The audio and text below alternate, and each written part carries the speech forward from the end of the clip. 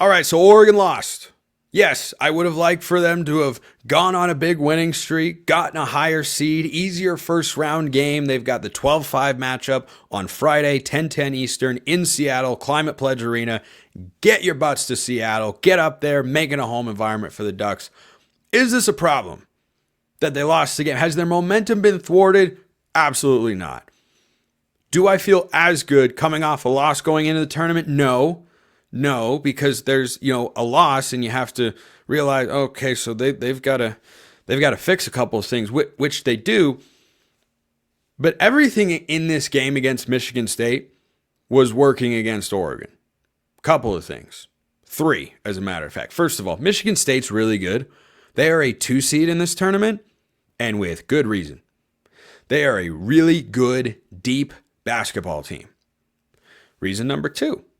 It was a de facto home game for Michigan State. Not as much as it was for Indiana, but you heard that crowd if you were watching on Friday morning. That was a Michigan State crowd, and Oregon went into East Lansing, almost won once. They had a great half, couldn't put 2 together, unfortunately. But the third thing that really gives me confidence here, still, after Oregon lost this game, in their ability not just to win a couple games, but to make a run in this tournament. Again, I think Oregon is an incredibly low floor team, very high ceiling. They have got wins over Alabama, 2 seed, Texas A&M, 4 seed, Wisconsin, 3 seed, Maryland, 4 seed, and Oregon is a 5. No reason they can't go to the Final Four. I'm going to talk more about the draw they got in their bracket tomorrow. But I feel great about the fact that Oregon was competitive throughout the game with Michigan State when they were playing essentially a road game. And they were playing the second day in a row. Because remember, they played Indiana on Thursday, beat them, and unfortunately for my guy Jacob Goins of Locked On Hoosiers, knocked Indiana out of the tournament. If Indiana beats Oregon one of the 2 times they've played, well, Indiana's probably in because they were one of the first 4 teams out, but Oregon's not running a charity here, neither's Michigan State. So Michigan State wins 74-64. They went on to lose in the next round in a tight one to Wisconsin. But when I looked at that Oregon game, I felt about as good as I could coming off of a loss because Oregon was playing their second day in a row, tipping off at 9 a.m. Pacific time. By the end of that game, Oregon looked gassed. They were tired. They weren't able to dig in and get stops late in the games as they have been so prone to do throughout the course of this year and really over Dana Altman's tenure. They couldn't find those moments. They didn't look like they had their legs fully under them. 4 of 19 from beyond the arc. Oregon's not a great three-point shooting team. They're not 4 of 19 bad. That's 21%. Shelstad alone was 0 for 5.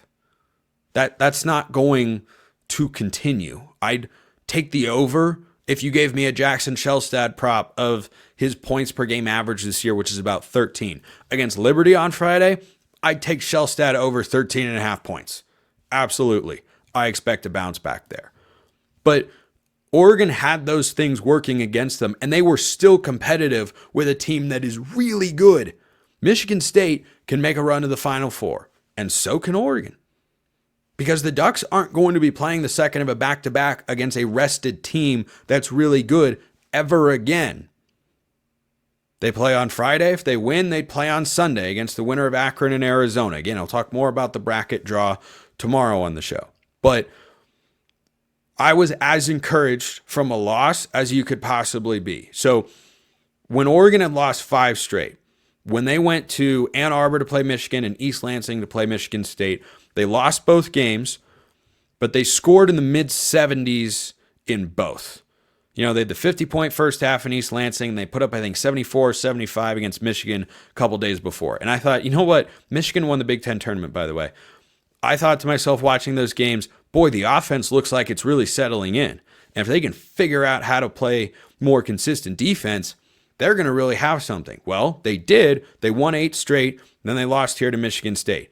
But still, they were competitive start to finish. Yeah, Michigan State had their moments where they pulled away a little bit, but Oregon was down 10 at the half, and they came out. They went on an 11-2 run, which is exactly what they needed. They got it down to 1, and then Michigan State responded, and by the end of the game, Oregon was out of gas. And I don't think this is a situation like last year where, Oregon ran out of gas because they only had two guys essentially that were carrying them all the way. I like Oregon's depth a lot. The rotations have definitely tightened up a bit. You're not getting a ton of minutes or production from Supreme Cook or Raheem Moss right now. Moss hasn't been a huge factor all year, but Supreme Cook has seen his role dial back, and Dana's leaning on the starters very heavily.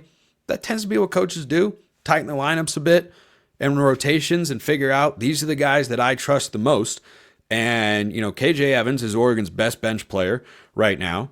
But going forward, I don't think Shelstad's going 0 of 5 from 3. He got a bunch of great looks too. He just wasn't knocking them down. Just had an off day. Probably playing back-to-back 9 a.m. Pacific time games.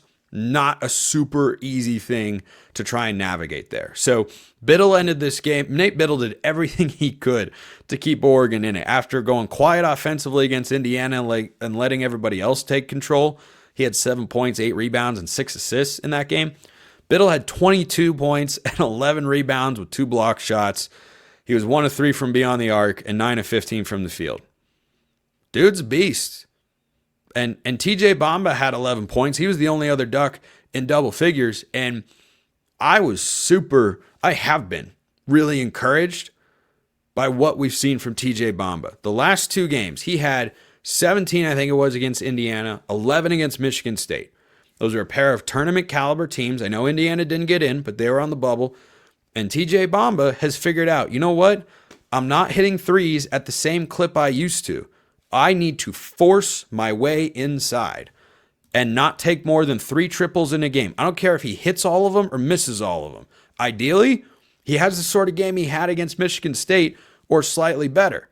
He turned the ball over 5 times. Oregon's got to protect the ball better. Holy smokes.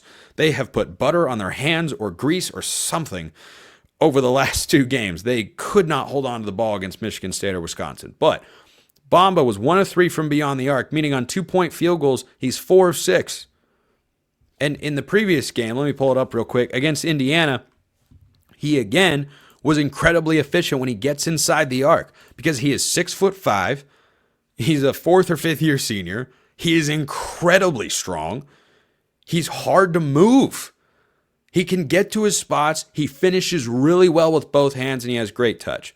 Against Indiana, I thought it was his best game of the year. He had 17 points. He only took 1 3-point shot. He was 6 of 9 from the field. 5 of 8 and 4 of 6 on 2-point field goals in the last couple of games. When he's taking good shots, the offense is better. And when he's taking good shots, he gets more engaged at the defensive end, and Oregon's stronger at that end of the floor as well. So, despite the loss, I like where Oregon is at. I think their offense, putting up 64 points when you have an off night shooting the ball from 3, and Shelstad can barely hit the broadside of a barn, great sign against a team of Michigan State's caliber. You bring that into the NCAA tournament, I like where they're at. I'll talk more about that on tomorrow's show. Appreciate everyone listening. I will see you next time. Have a wonderful rest of your day, and go Ducks.